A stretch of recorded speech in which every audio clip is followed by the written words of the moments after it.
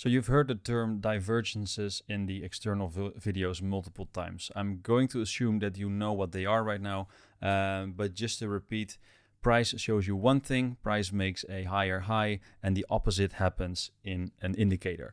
And this can be any type of indicator. You can spot divergences, and some indicators just give you a better signal than others. The reason that I came across this was when Bitcoin was really at its high point in late 2017.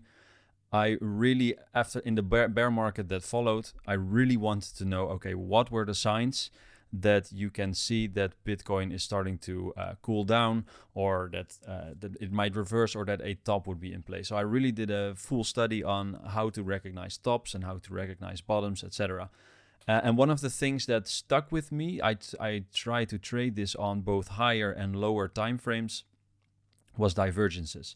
Now, indicators that work for me, one that I really like is the MFI, and I tend to keep the RSI open as well, because they react a little bit differently. And if I use these indicators, depending on the strategy that I'm working with, I tend to have them open at the same time. I know traders that may have more indicators, but it's just what works for you.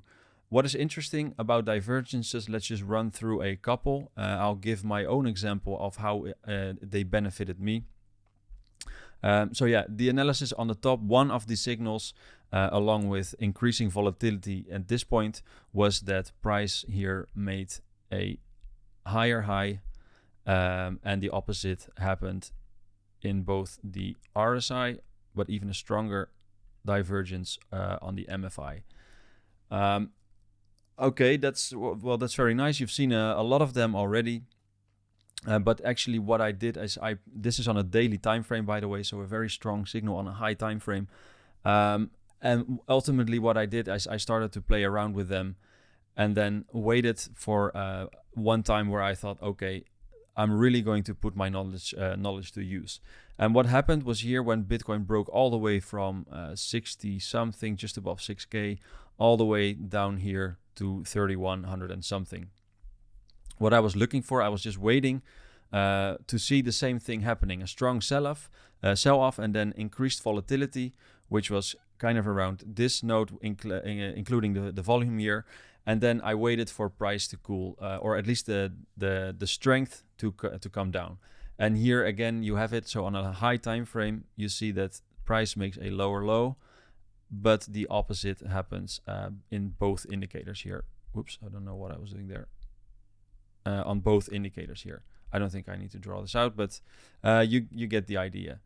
And actually, I took this trade and I managed to nearly pick the bottom here just above $3,100 right before it pushed off. On lower time frames, there were signals that here, for example, that it was not time to buy yet.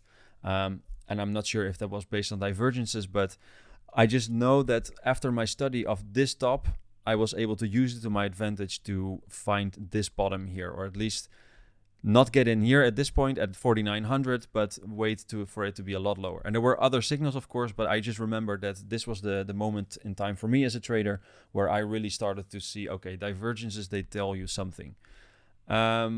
Second time I used it way more often. I wanted to give you an example of when two things happened opposite in both MFI and RSI. That's why having both open can help.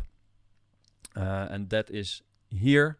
So from this high point to that high point, the RSI showed you a little bit a less clear divergence signal than the MFI. So you could actually say that between the RSI and the MFI, there was also a divergence. So if you just draw the lines just to get a clearer picture, lines are along the same dates, but you see that the MFI started to turn down already. So if you remember from my previous videos, the head and shoulders pattern that I traded here, well, this was one of the other signals where I thought, okay, a couple of things are coming together here. I'm definitely not going to be buying at this point. After a long run upwards, I think price is going to turn into the other direction because the strength in the movement is just slowing down. I think you've heard enough about divergences. What I can tell you just from experience is that they work. By the way, same thing, super recent, also on a very high time frame, daily time frame. The same thing happened here again. And you can see that the RSI shows you a good divergence, but the MFI was like a lot stronger. So this really tells you something. There's a pattern in this.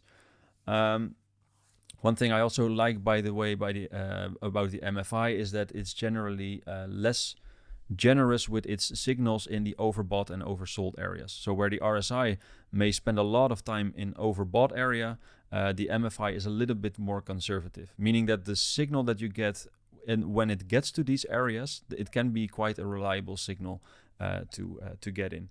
Test that for yourself. The important thing about this lesson is that you need to do some testing with divergences. One thing to note, on the daily time frame, of course, it's a very powerful signal, but I've been able to use it on the 15-minute time frame as well. Doing very short-term trades, highly effective. So test it out for yourself. And yeah, I think that's it. I think now you've got the whole gist when it comes to indicators. So we've got a couple of more lessons to go for this chapter, and then you've got a good sense of what technical analysis is.